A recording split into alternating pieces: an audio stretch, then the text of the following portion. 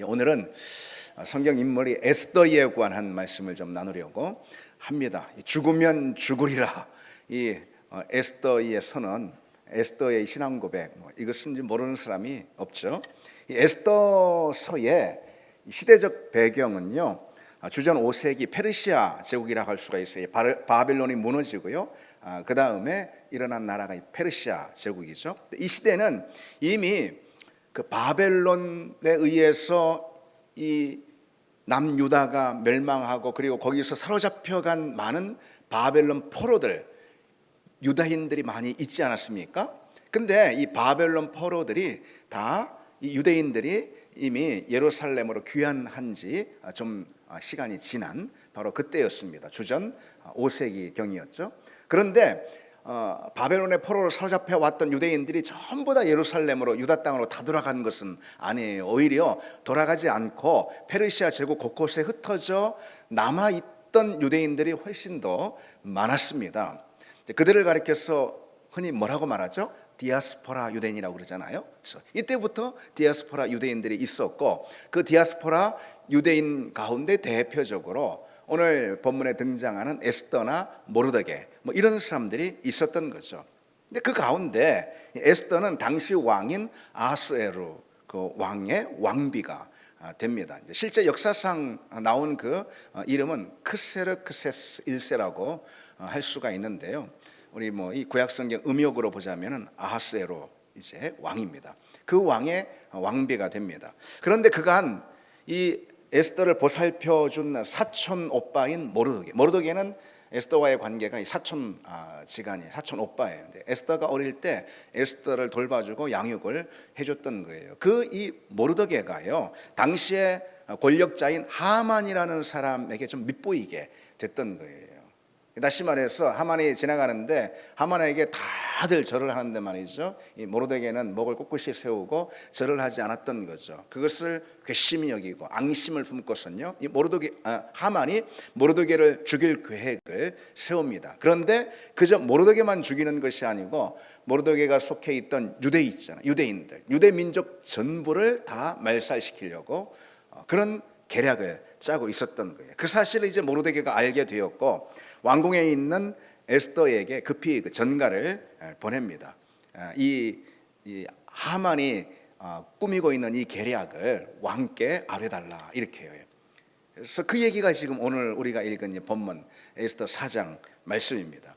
그래서 에스더는 왕에게 나가야 되는데, 우리가 에스더의 이야기를 알고 있듯이 당시 이 시대에는 왕비라 하더라도 왕에게 미리 알리고 나가지 않으면 안 됐던 거죠. 다시 말해서 왕이 왕비를 불러야지만 나갈 수가 있었던 거죠. 그런데 그런 금령을 깨고 이 에스더가 이 아주 급박한 상황이기 때문에 왕 앞에 나가게 된 거죠.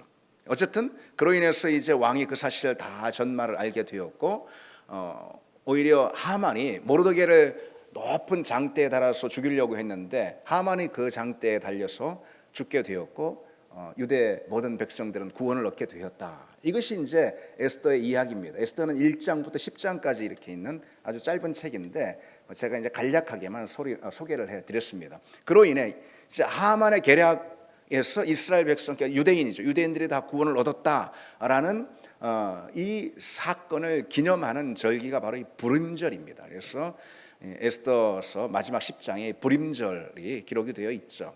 하만의 손에서 구원을 얻은 그런 사건, 하나님의 구원을 드러내는 그런 절기가 바로 이 불임절인데, 유대인들은 이것을 오늘날에도 지키고 있죠. 태양력으로 보자면은 2월에서 3월경에 지금도 지키고 있습니다. 자, 에스더서의 이야기, 여러분들이 다 알고 있는 그런 이야기인데 간략하게 먼저 소개를 해드렸고요. 그러면은 이런 사건에서 쓰임을 받은 에스더, 이 에스더를 통해서 성경은 우리에게 어떤 메시지를 주고 있는가, 이것이 중요하겠죠. 오늘은 그 점에 대해서 몇 가지만 간단히 생각을 해보려고 합니다. 이 하만의 계략, 또 그 계략 안에서 하나님의 놀라운 섭리 가운데 쓰임을 받은 그런 에스더, 오늘 이 에스더가 나오는데, 이 에스더를 통해서 성경이 우리에게 주고자 하는 메시지가 무엇이겠습니까, 여러분? 첫 번째로 그것은 내게 주어진 상황이라는 것이 그저 우연은 아니다. 이것을 우리에게 메시지로 들려주고 있는 말씀이 바로 에스더서입니다. 내게 주어진 상황이라는 것이 그저 우연으로 주어진 상황은 아니다. 바로 이런 메시지가 있다는 거예요. 유대 민족 전체가 지금 하만의 계략 가운데 놓여 있고, 그리고 다 멸절을 당할 그런 위험스러운 상황이잖아요. 그때 모르드게가 에스더에게 나와서 말합니다. 네가 왕후의 자리를 얻은 것이 이때를 위함이 아닌지 누가 알겠느냐. 이 모르드게의 말을 여러분들도 잘 아시죠. 네가 왕후의 자리를 얻게 된 것이, 이런 상황을 네가 갖게 된 것이 다 바로 이때를 위함이 아닌지 누가 알겠느냐. 그렇게 모르드게가 이 에스더를 재촉하는 거죠. 에스더가 왕비가 됐는데 그저 이유 없이 공연히 왕비가 된 것은 아니라는 거죠. 이 제국의 입장에서 보자면요, 그 127도 어마어마한 광활한 제국을 통치하는 그런 아수에로 왕, 이 제국의 입장에서 보자면은 이 에스더는 이방 여인, 초라한 하찮은 보잘것없는 이방 여인에 불과한 거 아니겠습니까? 그런데 어떻게 이 이방 여인이 그 어마어마한 제국의 이 통치자의 왕비가 되었냐 이것이죠. 어쨌든 그런 상황이 됐습니다. 에스더는 그래서 왕비로서 궁에 있게 됐던 거죠. 그러한 지위, 그러한 상황, 이것은 그저 자신의 부귀영화를 위해서 주어진 것이 아니라는 거죠. 그저 자기 자신의 성취나 아니면 자기 만족을 위해서 주어진 것이 아니라는 거죠. 더더욱 우연으로 그렇게 된 것은 더더욱 아닌 거죠. 다 뜻이 있다는 거예요. 어떤 뜻입니까? 에스더가 자신의 지위를 통해서 하나님의 일을 성취하게 하시려는 그런 하나님의 뜻인 거죠. 그 하나님의 뜻이 다 있는 거예요. 여러분, 우리가 놓인 모든 상황들이 다, 우리가 얻게 된 모든, 그것이 뭐 지위면 지위, 물질이면 물질, 아니면 재능이면 재능, 은사면 은사, 그 어떤 거가 됐든 우리 인생 가운데 우리에게 속한 모든 자원들, 그리고 내가 속하게 된 모든 어떤 자리, 지위, 상황, 환경, 그 모든 것들 있잖아요. 그 모든 것들은 그저 우연으로 주어진 것이 아님을 믿습니다. 왜요?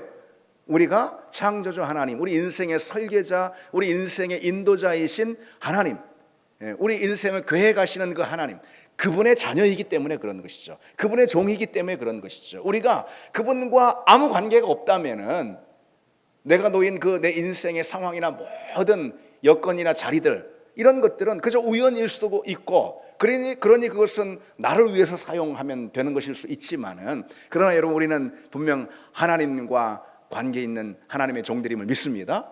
그렇죠. 하나님은 그런데 우리 삶에 있어서 한치의 오차도 없이 우리 삶을 인도하시고 설계하시고 계획하시는 분이라는 것이죠. 그래서 내가 이런 상황에 놓여 있다, 그것이 뭐 어떤 상황이든 상관없어요.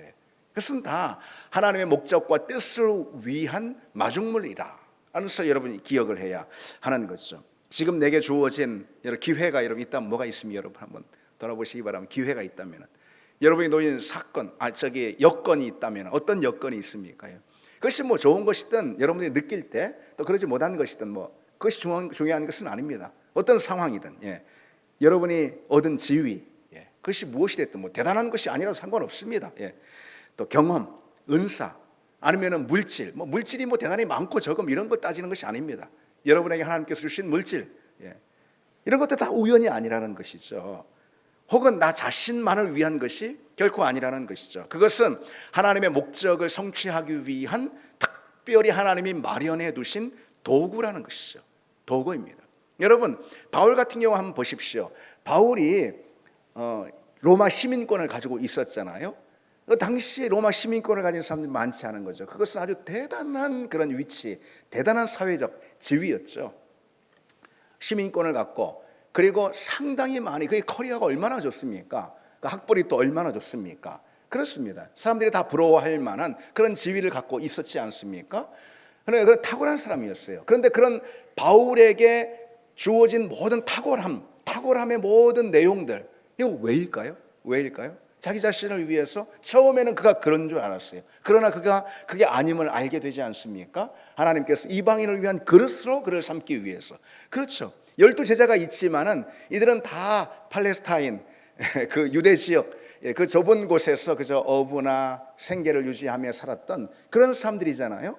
그런데 하나님께서는 그들만이 아닌 그들은 그들대로 사용하시고 또 하나님께서 따로 이방인을 위한 그릇으로 바울을 준비하는 걸 볼 수 있어요.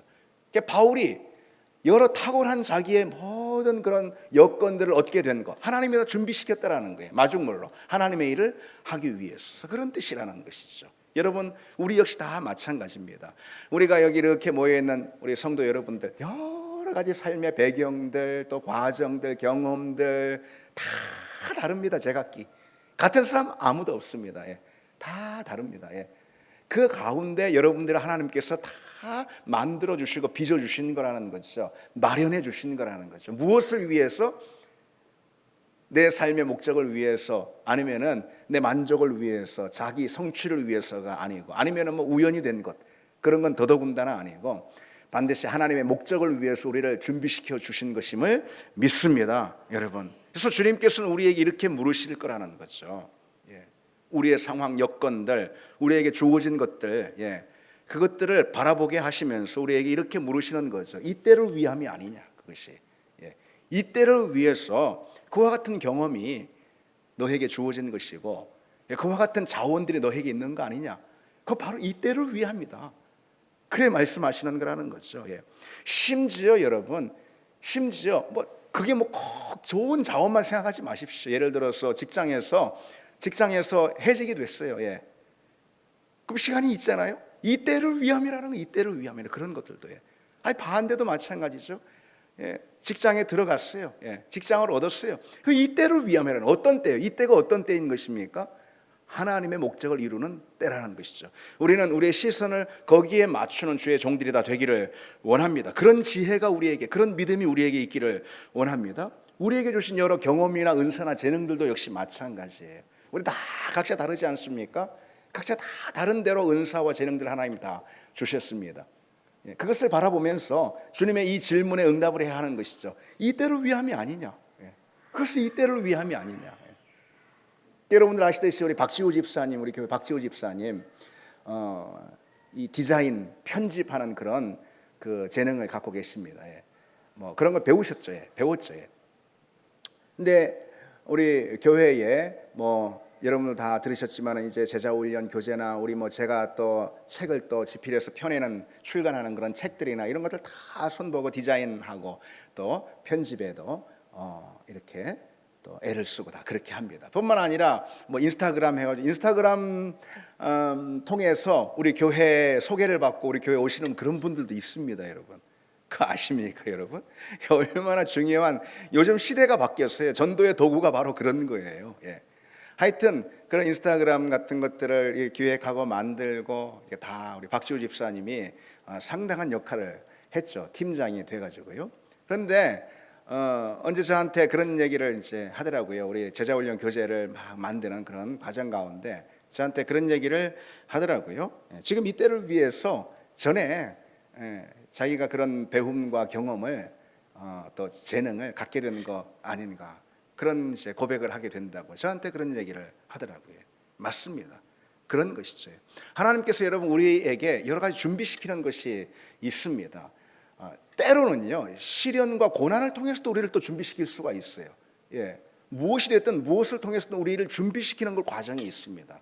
그런데 결국 그것은 하나님의 목적, 어느 때를 위해서, 그리고 또 지금 이 때를 위해서 하나님이 우리를 빚으시고 또 준비시키는 것임을 믿으시기 바랍니다, 여러분. 그래서 하나님 앞엔 우리 인생에 하나도 버릴 것이 없어요. 우리 인생에 뭐 어떤 것도 쓰레기통에 들어갈 것이 하나도 없다라는 거예요. 여러분, 한편 하나님은 우리에게 이렇게 물으실 거라고 저는 생각합니다. 네가 제자들 교회 성도가 된 것은 바로 이때를 위함이 아닌가? 아멘. 제자들 교회 성도가 된 것은 이때를 위함이 아니냐? 주님이 우리에게 그렇게 물으실 거예요. 여러분, 주님의 그 물음을 들으시기 바랍니다. 우리가 충성스럽게 교회를 섬기고 그것을 통해서 우리 교회가 이 지역, 이 시대 가운데 수많은 영혼들을 건지고 구원하고 그들에게 생명을 전하고 하는 그런 하나님의 일을 감당하도록 우리를 교회의 한 성도로 불러주시는 거 아니겠어요? 그렇죠. 우리를 이처럼 이렇게 불러주시는 거 아니겠습니까? 바로 이때를 위해서. 우리를 제자들 교회의 한 교우들로 다 불러주셨다라는 것이죠. 그러니 여러분, 우리가 하나님께서 우리에게 주신 이 사명을 붙들고 게으르지 않고 충성스러운 주님의 종들 다 되기를 원합니다. 지금 이 부르심에 우리가 응답하지 않으면은요, 충성하지 않으면은, 그러면은 하나님이 이때를 위해서 주신 그런 기회들, 이런 것들을 우리가 잃어버릴 수도 있는 것이죠. 여러분, 그래서 때가 늘 있는 것은 아니라는 거예요. 하나님이 바로 이때를 위해서 우리를 이렇게 준비해 주신 것들이 다, 이거 여러 자원들이 다 있는데 그것이 무엇이든 말이죠. 근데 이 때를 놓치면은요, 그러면은 하나님이 이 때를 위해서 우리를 구비하시고 준비하신 건데 그걸 잃어버리게 되는 것이죠. 그것처럼 여러분 안타까운 것이 없죠. 그래서 하나님이 우리에게 주신 여러 자원과 은사, 모든 것들이요, 그것을 바로 이 상황을 위해서 주셨을 때 이 상황에 충실할 수 있는, 그래서 그것을 통해서 하나님의 일들을 우리가 행해 나갈 수 있는 그런 은혜가 있기를 원합니다. 저는 설교를 하는 목사죠. 목사가 설교만 하는 건 아니지만은 주된 사역이라고 틀림없이 말할 수가 있죠. 그런데 뭐 이 설교라는 것이 쉬운 것은 또 아니잖아요. 하나님의 말씀을 전하는 것이고, 그리고 1년에 한 번, 두 번 하는 게 아니고 계속해서 이 설교라는 것이 돌아오지 않습니까? 그래서 뭐 어느 설교자든 다 그럴 것이에요. 정말 설교에 탁월한 그런 설교자든 아니면 좀 모자란 설교자라 하더라도, 누구라 하더라도 그거 관계없이요, 이 설교자는 참 힘들고요, 설교가 고생스럽고 설교 준비 자체가 그런 경우가 다 있을 겁니다. 그래서 저는 간혹은 이번 주일은 없었으면, 이번 주 설교는 없었으면, 뭐 그런 생각 사실 종종 합니다. 그러나 그런 것이죠. 하나님이 주신 기회에, 하나님이 주실 때에 건강도 주시고 강단의 자리도 주시고, 목사라는 직임도 주시고 설교자로 세워주시고, 그럴 때에 해야 되지 않겠습니까? 그렇죠?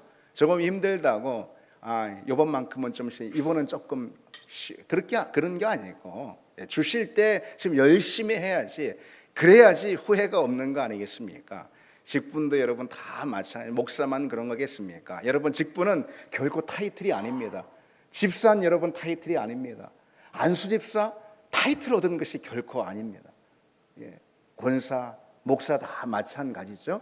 하나님이 우리에게 주신 이 자원을 하나님의 때를 위해서 바로 이때죠, 온전히 사용할 수 있는, 여러분 다 되시기를 바랍니다. 두 번째로, 이 에스더의 이야기를 통해서 성경이 우리에게 주는 메시지가 무엇인가? 그것은 오늘 이제 제목대로 죽으면 죽으리라의 신앙입니다. 그것이 성경이 우리에게 주는 메시지예요. 에스더 하면은, 또 에스더서 하면은 제일 먼저 떠오르는 문구가 바로 이거 아니겠어요? 그렇죠? 죽으면 죽으리라, 이 문구입니다. 뭐 여러분, 요 배경은 너무 잘 아시듯이 모르드게의 요청에 에스더는 금식하면서 죽음을 각오하고 왕 앞에 나갑니다. 왕이 부르지도 않았는데 왕 앞에 나가는 것은 당시의 그런 법을, 금령을 어기는 것이죠. 그러면서 나갑니다. 그건 죽으면 죽으리라, 이런 그 자체로 그런 신앙인 거죠. 오늘 본문을 다시 보시면은요, 16절, 당신은 가서 수산에 있는 유다인을 모으고 나를 위하여 금식하되 밤낮 3일을 먹지도 말고 마시지도 마소서. 나도 나의 시녀와 더불어 이렇게 금식한 후에 규례를 어기고 왕에게 나아가리니 뭐라고요? 죽으면 죽으리라. 죽으면 죽으리라. 그것이죠. 죽으면 죽으리라의 신앙, 죽으면 죽으리라의 믿음의 결단. 여러분 보십시오. 하나님의 모든 역사들, 하나님의 모든 뜻과 하나님의 모든 일들, 그것은 무엇을 통해서 성취가 다 될까요? 죽으면 죽으리라의 믿음을 통해 성취가 되는 거예요. 그 대표적인 가장 극적인 사건이 뭡니까? 여러분? 예수 그리스도 십자가 아니고 무엇이겠습니까? 우리 주님께서도 죽으면 죽으리라, 겟세마네에서 죽으면 죽으리라의 신앙을 가지셨기 때문에 우리를 향한 하나님의 그 놀라운 구원의 경륜이 성취되는 거 아니겠습니까? 하나님의 모든 역사는요, 하나님의 위대한 역사, 창조주 하나님의 역사 아니겠어요? 그렇죠? 그래서 우리로서는요, 인간인 우리로서는요, 피조물인 우리로서는요, 그래, 뭐 하나님의 그 일 뭐 껌 씹듯 한번 해보지, 가볍게 한번 해볼까? 그렇게 할 수 있는 것이 결코 아니죠. 그렇죠? 사람 일도 그렇게 되는 게 아닌데, 피조물인 우리가 창조주 하나님의 그 위대한 일들을 행해 나갈 때 죽으면 죽으리라 이 신앙이 없이는 뭐 하나 할 수가 있는 게 있겠습니까? 그렇죠. 우리 주님도 죽으면 죽으리라, 에스더도 죽으면 죽으리라. 그때 하나님의 구원도 성취가 되는 것이고, 하나님의 섭리도, 하나님의 계획도, 하나님의 역사들도 그때 다 일어나는 것이죠. 죽으면 죽으리라의 신앙을 통과해서 하나님의 일들은 우리 삶의 자리 가운데 또 우리 교회 가운데도 일어나는 줄 믿습니다. 오늘 우리는 어떤가 한번 돌아보길 원해요. 여러분, 오늘 우리는 어떤가? 하나님의 말씀에 순종하지 못할 이유가 너무 많아요. 온갖 이유들이 있는 시대, 그것이 이유라고 말해지는 그런 시대에 우리가 살고 있습니다. 근데 여러분, 순종하기 어려운 이유가 있다면, 정말 순종하지 못하겠습니다라고 말할 이유가 있다면은, 여러분, 에스더만한 이유가 어디 있겠냐는 거예요. 에스더만한 이유. 에스더가 순종하지 못할 이유가 있다면 그건 어떤 이유입니까? 죽을 수도 있기 때문에 그런 거 아니겠어요? 그렇죠. 에스더가 순종하면 죽을 수도 있는 거 아니겠어요? 그렇죠. 그래서 그 누구보다도 에스더만큼은 순종하지 못할 이유가 있었습니다. 납득 가능한, 이해가 가능한 순종하지 못할 이유가 그 누구보단 에스더에게는 분명히 있었어요. 그렇죠, 여러분. 에스더가 순종하지 못했다고 에스더를 비난할 사람이 과연 우리 가운데 있을까요? 죽을 수도 있는데. 그래서 에스더는 어떤 신앙 고백을 하는 거죠? 오늘 본문에 죽으면 죽으리라. 에스더의 순종은 죽으면 죽으리라의 순종이에요. 에스더의 믿음은 죽으면 죽으리라의 그런 믿음입니다. 근데 오늘날 우리에게는 너무나 많은 이유들이 있습니다. 순종하지 못할 온갖 이유들이 있죠. 순종했다간 죽는 그런 거 아니고, 그래도 순종해야 하는데 그런 거 아니고, 단지 시간이 없어서, 단지 몸이 좀 힘들어서, 단지 좀 피곤해서, 아니면은 단지 좀 다른 약속이 생겨서 그런 경우들이 우리에게 있습니다. 근데 여러분, 하나님은 이 에스더의 순종, 에스더의 믿음을 통해서요, 죽음도 순종하지 못할 그런 이유가 될 수 없음을 우리에게 가르쳐주고 있습니다. 여러분, 우리가 이 사실을 다시 한번 기도하면서 이 시간 우리 마음에 새기기를 원합니다. 하나님의 말씀, 하나님의 명령에는 죽음도요, 그 명령에 순종하지 못할 이유는 될 수가 없다는 것이죠. 죽음도 순종하지 못할 이유가 될 수가 없습니다. 그런데 여러분, 여기서요, 주님의 이 말씀을 우리가 좀 주목하면서 기억해보고 싶습니다. 마태복음 16장에 주님께서 뭐라고 말씀하셨냐면은, 누구든지 제 목숨을 구원하고자 하면 잃을 것이요, 누구든지 나를 위하여 제 목숨을 잃으면 찾으리라. 그러셨죠, 여러분. 주님을 위해서 죽고자 하면은 살 것이요. 쉽게 말해서 그런 거 아니겠죠? 그런 거 아니겠습니까? 그냥 저를 위해서 그냥 살고자 하면은 그 영혼이 죽을 것이다, 이런 말씀이죠. 살겠다고 하는 사람은 도리어 죽을 수 있고, 뭐든지 얻겠다고 하는 사람은 도리어 잃을 수도 있다라는 거예요. 다 포기하는 믿음을 가진 그 사람이 얻을 것이고, 죽으면 죽으리라 라는 믿음을 가진 사람이 오히려 살게 될 줄 믿습니다. 그것이 주님의 말씀이에요. 그것이 믿음의 역설인 것입니다.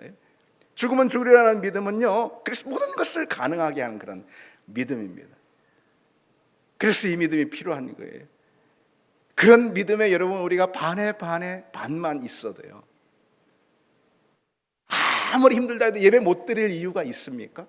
아니, 죽으면 죽으리라는 믿음을 가졌는데, 실제로 그랬는데, 아니, 예배 못 드릴 이유가 어디 있습니까? 죽으면 죽으리라는 믿음 앞에서 예배를 방해하는 장애물이 있다면 어떤 장애물일까요?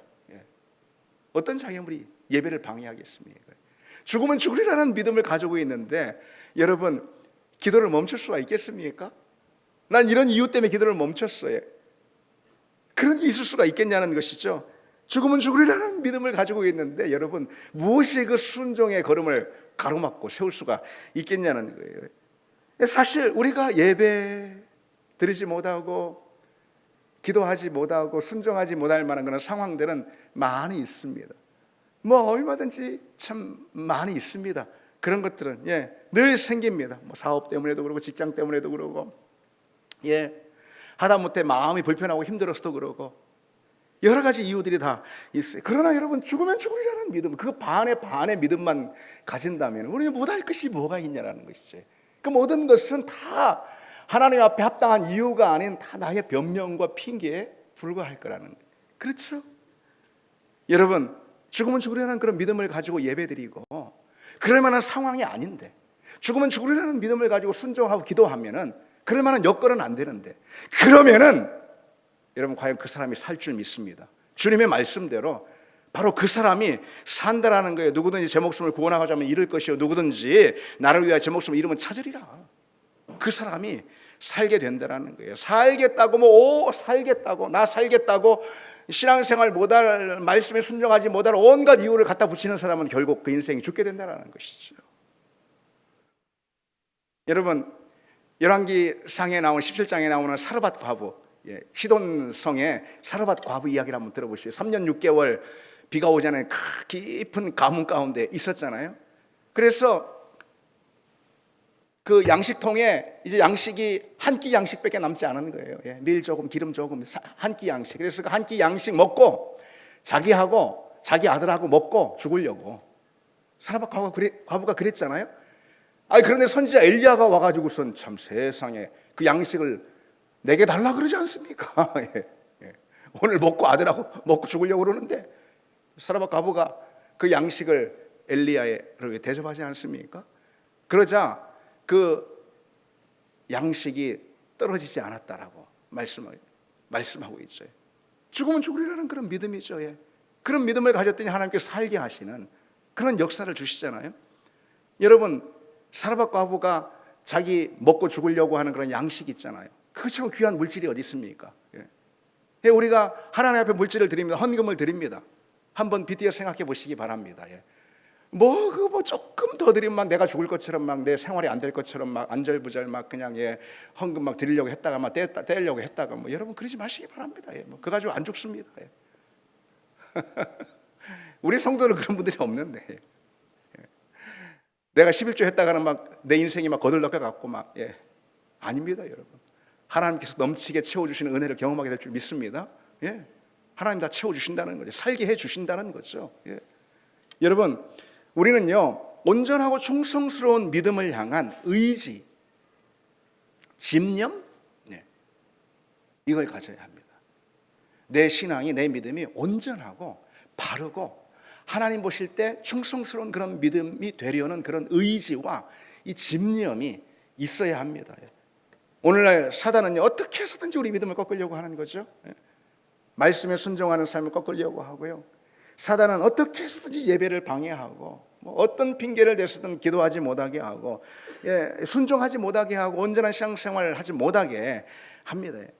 따라서 우리는 이런 때일수록 더더욱 하나님 기뻐하시는 온전한 신앙생활을 향한 강력한 그런 의지, 그런 집념을 우리가 가져야 합니다. 그거 없으면은요, 우리가 그냥 늘 사단에게 넘어지고 맙니다. 그리고 이 핑계 저 핑계, 이 변명 저 변명을 다 될 수밖에 없어요. 죽으면 죽으리라는 믿음은요, 여러분, 이런 거예요. 말하자면은 한 번 붙들면 절대 놓지 않는 그런 의지와 집념, 그것으로 죽으면 죽음이라는 믿음은 나타나게 돼 있습니다.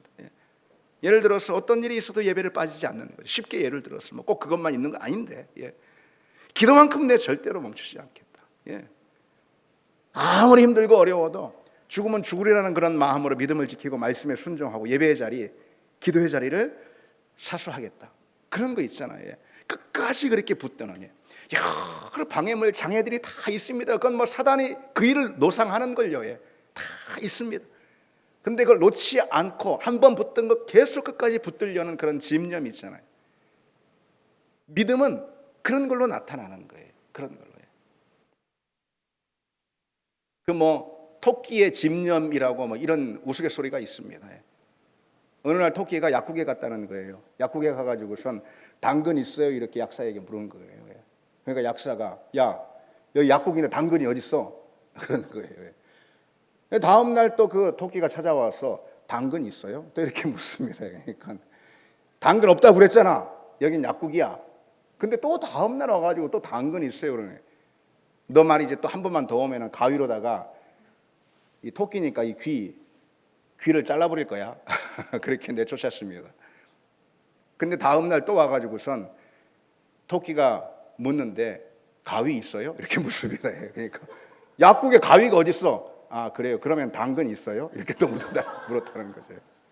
우스갯소리인데 한 번 붙든 것은요 놓지 않는 거예요. 한 번 붙든 것은 내가 기도를 한 번 붙들면은요 내가 올해 예배를 붙들고 말씀을 붙들고 말씀 단순히 읽는 게 아니고 순종하는 거죠. 하나라도 뭐 실패할 때가 있죠. 그러나 넘어질 땐 또 넘어지더라도 말씀 붙들고 순종하는 그 집념 있잖아요.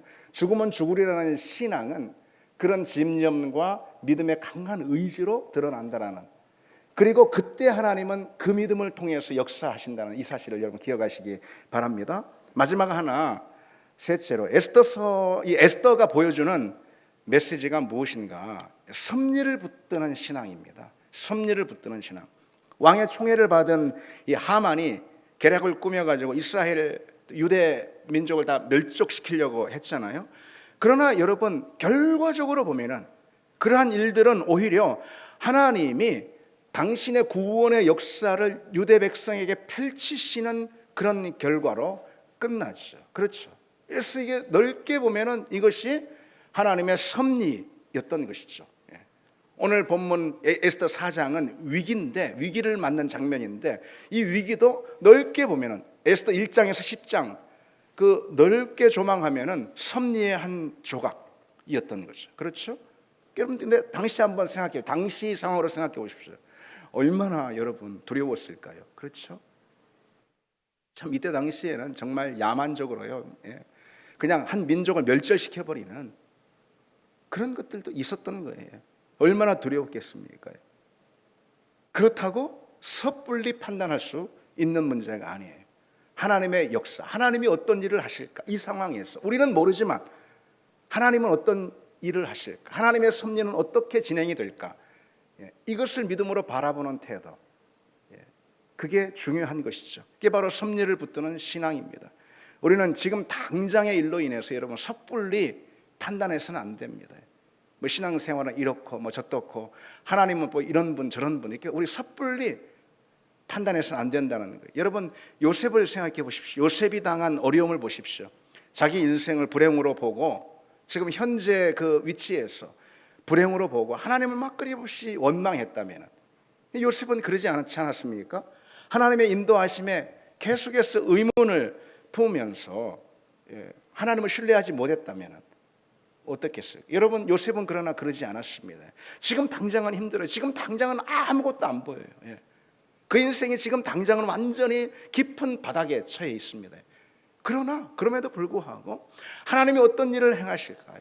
이 모든 것을 섭리를 향해 나아가는 한 과정으로 이 요셉이 보는 그런 믿음이 바로 섭리를 붙드는 신앙이라고 할 수가 있죠.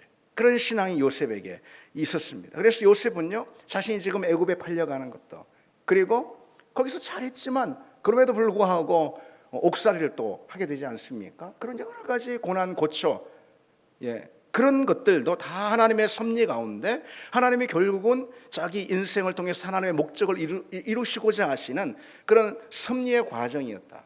이게 바로 요셉의 신앙 아닙니까? 에스더도 마찬가지. 에스더도 하만의 계략이 결국 어떻게 됩니까? 결국 유대 민족이 구원을 받는 이 불임절이라는 그런 새로운 절기를 탄생시킬 정도로 그런 은혜로운 역사를 만들어냈다는 것이죠. 처음에는 몰랐죠. 아무도 모르죠. 하나님 이런 섭리로 그렇게 하실 거예요. 누가 그걸 알겠습니까? 하나님 외에. 그러나 믿음을 가져야 하는 것이죠. 하나님은 우리를 그런 섭리로 인도하시는 분이다. 그래서 여러분 그런 믿음의 사람에게 있어서 중요한 그런 태도는 무엇이냐? 당장 눈에 보이는 대로 살아서는 안 되는 거예요. 당장 내 눈에 보이는 대로 이건 이렇고 저건 저렇고 뭐 하나님이 어떤 분이고 뭐 당장 눈에 보이는 대로 그렇게 해서는 안 된다는 거죠. 우리 눈에 보이지 않는 하나님의 섭리가 일하고 있다라는 이 사실 있잖아요. 그 내가 당장에 다 그거 뭐 1부터 10까지 정리할 수는 없어요. 누구도 그럴 수는 없어요. 어떻게 알아요 그걸? 그러나 분명 하나님은 선하신 그런 계획이 있다는 거. 하나님의 성품을 믿고 하나님은 선하신 분이니까 그 성품에 의존해서 하나님의 섭리를 향한 믿음을 갖는 그런 태도가 우리에게 있어야 하는 거죠. 눈에 보이는 대로 되는 것이 아닙니다. 눈에 보이지 않지만 하나님이 미리 계획하신 그 섭리대로 모든 일이 다 될 줄 믿습니다.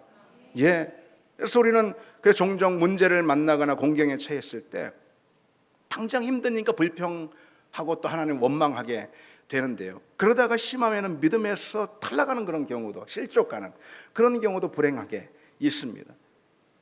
그래서 이 일이, 지금 이 상황이 나를 힘들게 하고 결국 힘들게 할 거야 라고 단정을 해버리는 거죠. 그러나 하나님은 그런 상황을 결국 무엇으로 하나님이 만들어내실 것인지, 이건 다 하나님의 손에 달려있음을 우리가 기억해야 할 줄 믿습니다.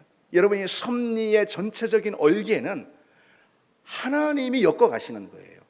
그래서 우리가 그 섭리의 과정 안에 있을 때는 판단할 수가 없습니다.